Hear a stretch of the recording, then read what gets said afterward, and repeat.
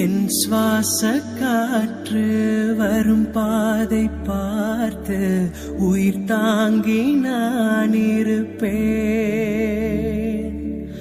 மலர் கொண்ட பெண்மை வாராமல் போனால் மலை மீது தீ குளிப்பேன். என் உயிர் போகும் போனாலும் துயரில்லை கண்ணே, அதற்காக வா பாடினேன். வரும் எதிர்